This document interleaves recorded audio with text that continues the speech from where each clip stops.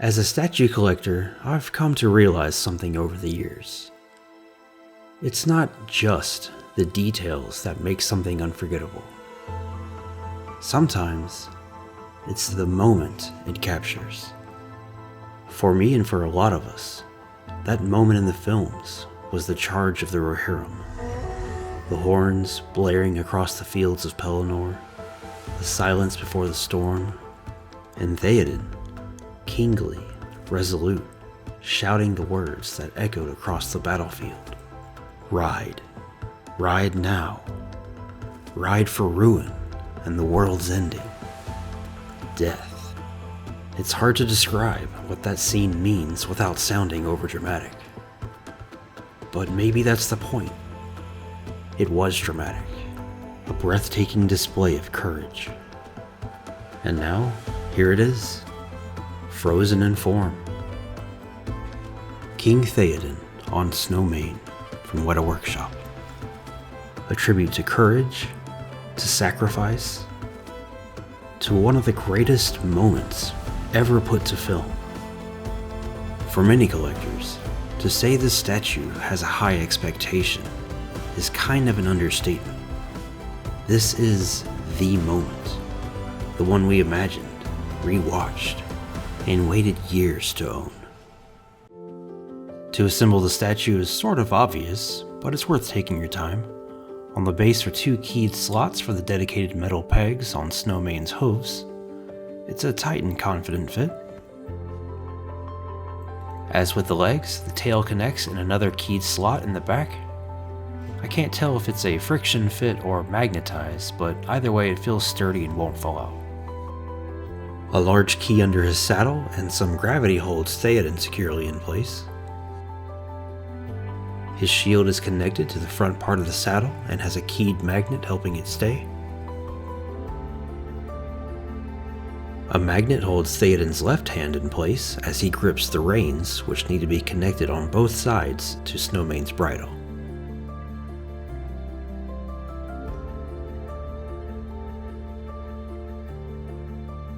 There's also a separate piece of Snowmane's mane that needs to be attached. The easiest way seems to be looping it over the left ear. Theoden's scabbard also has a dedicated spot, and at first I thought it felt a bit loose. But in retrospect, that slight give probably is intentional, helping to prevent breakage if it were completely rigid, especially since it's a smaller piece that kind of protrudes from the body. And finally, the last part is Rohirrim, Theoden's sword, magnetically held high in the air. Now with it assembled, and looking incredible, we can take a deeper dive into the details. First, let's talk about the base. We're given a downward slope from the Pelennor fields, setting the stage for the iconic charge. The surface is beautifully textured to resemble the trampled grass, with directional sculpting to suggest a push of wind across the field. Scattered rocks, small ridges, and a solid paint application all help to add to the natural feel. The whole thing rests on Weta's signature clean black display base featuring the embossed map of Middle-earth. Around the edges, you can spot roots breaking through the dirt, some of which extend into the black part of the base. They're a tad distracting, and I'm not sure if they might have looked better painted to match the terrain, or just left out entirely to keep the edge clean. But ultimately this is a very minor detail. Next, let's talk about Theoden, and first focus on the head sculpt. I think it's pretty hard to deny this clearly looks like Bernard Hill, even with most of his face covered by the helmet. His open mouth is bold and expressive, capturing the exact moment when he's rallying the Rohirrim. You can almost hear the speech. His skin tone is natural, the beard is cleanly painted with soft blending, and the eyes are sharp and well placed. I think this looks great.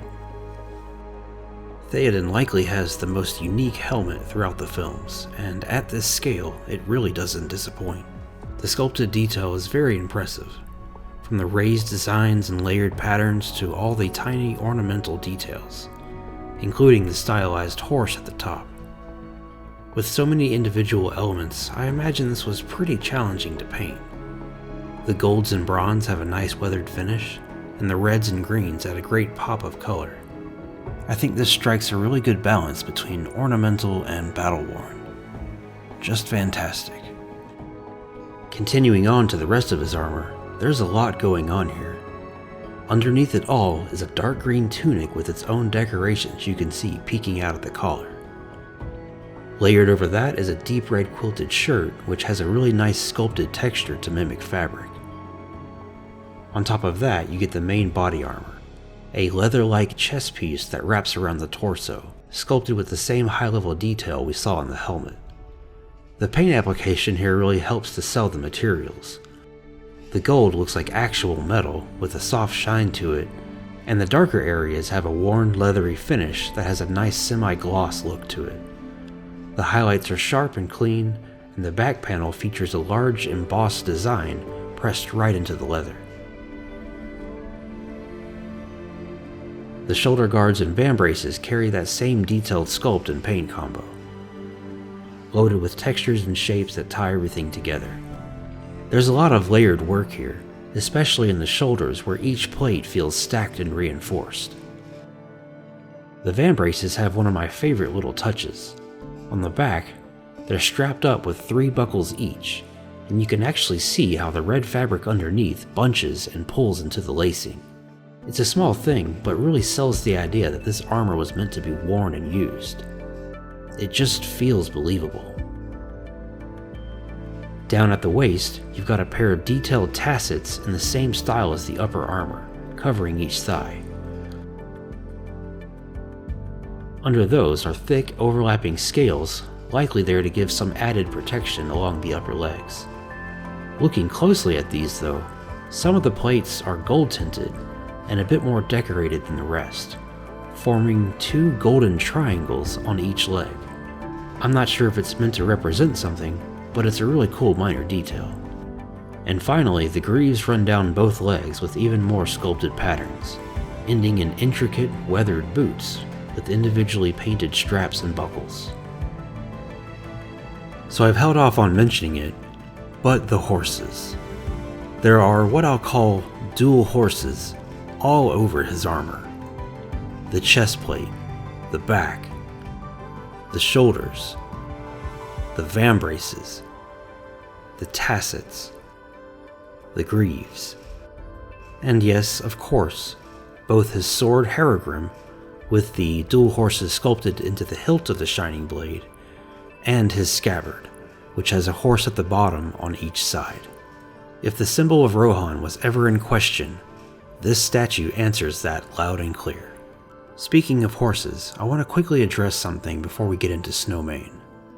Unfortunately, a number of these statues have arrived around the world to collectors broken. Weta initially estimated around 2% were affected, but later updated that number to over 8%. Unfortunately, mine was one of those, and it has a small hairline fracture on the front leg.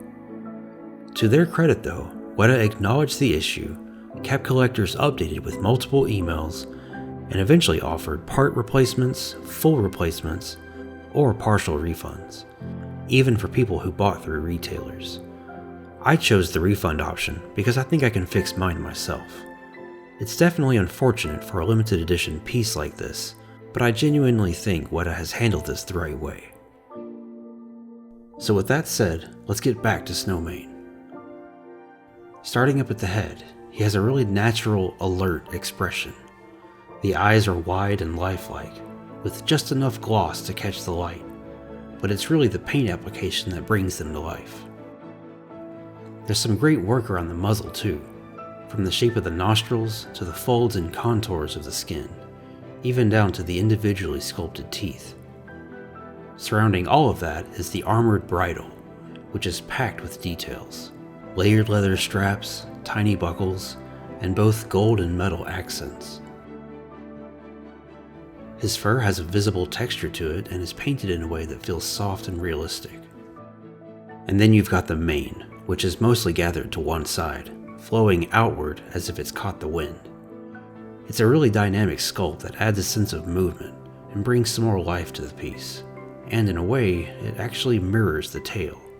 So when this was first revealed, the tail got a bit of criticism. Some felt it looked too stylized or overdramatic, like it was creatively made up rather than being based on how a real horse's tail might behave. And while I do partly agree with that, now that I've seen it in person, it's sort of grown on me, and I really think it works. Like the mane, it adds energy and flair, and makes the statue less boring and feel more alive. Now looking down at the legs, you can clearly see the muscle structure and joint definition, and there's a good sense of weight and motion, especially with the front raised leg. The fur transitions nicely into the longer hair around the ankles, and the hooves have a rough, slightly dirty look that fits the terrain. Even the bottom of the hooves are sculpted and painted well, with the horseshoe and the little triangle section in the middle, which I think is called the frog. And also, this kind of feels weird to say, but if you're wondering, yes, the horse does have his bits. Now looking at Snowmane's armor, which is technically called the barding, it's sculpted in a way that really mirrors the design language of Theoden's own armor. The main body is covered in these geometric, leather-like panels, all trimmed with embossed edging, and a good amount of visible weathering towards the bottom. On either side, there's a large sunburst emblem that's got a gold fading to it. It's the same symbol seen above the entrance of the Golden Hall. Along the bottom, you can see the same metallic scale armor that appears under Theoden's tassets, reinforcing the visual and functional connection between the rider and the steed. Up near the saddle, there's a section of quilted green padding that peeks out between the armor and Theoden, and right up front, just beneath Snowmane's neck, there's a highly detailed metal clasp or chest plate that connects the two sides of the barding, covered in a Rohan style engraving that's painted in gold and silver with tiny rivets and sculpted bolts. The saddle is sculpted to look like rich, carved wood, almost like a throne resting on top of Snowmane's back. The detail here is ornate, with layered gold accents, engraved patterns, and tiny painted rivets that all echo the regal styling of Theoden's armor. Along the outer edges, you'll notice sculpted animal heads with red eyes. They're not obviously horses, and to me almost look like some sort of beast or wolf. The saddle as a whole feels like a centerpiece, both in terms of craftsmanship and the role of tying the rider and the mount together visually. And now onto my favorite part of the statue, the shield. It's absolutely packed with detail. The front features a big sunburst-like design, made up of alternating red and green sections, bordered with ornate gold trim and silver inlays. It immediately draws your eye. Looking closely at the inner ring, there's a set of tiny animals sculpted all the way around. I can definitely see a rider on a horse, but I'm not sure what the others are. The whole thing feels like a ceremonial emblem as much as a piece of armor. Even the back of the shield is fully finished, with a painted wood texture, red leather straps, and a padded green grip. It's the kind of attention to detail you'd never expect on a hidden surface, but it's there anyway, and I love that. Some final thoughts. I wasn't quite sure what to expect with this one. The task of trying to capture one of the biggest dramatic moments in film history is pretty ambitious, but after spending some time with it, I think Weta nailed it. What really stands out to me is how much thought went into the details. Not just in the sculpt or paint, that's outstanding, but in the way it all flows together. Snowmane isn't just a prop under Theoden. He feels alive, like an equal part of the story being told. While not flawless, the imperfections don't take anything away from the impact. The statue has presence, something that builds on the films rather than simply repeating it. There's emotion here, and just by looking at it, you can hear Theoden's words. It's not just a reminder of a powerful scene. It's a tribute to what that scene meant. To bravery, to sacrifice, to the king who kept his oath and turned the tide. Fourth, Eorlingas. I give this statue a 9.2 out of 10. This is the kind of statue that's going to be talked about for a long time. So if you get the chance to add it to your collection, don't hesitate. It's exceptional. If you enjoyed this video, please do me a favor and hit the like button and consider subscribing. I've got a lot of things coming and you don't want to miss out. Until next time, bye bye.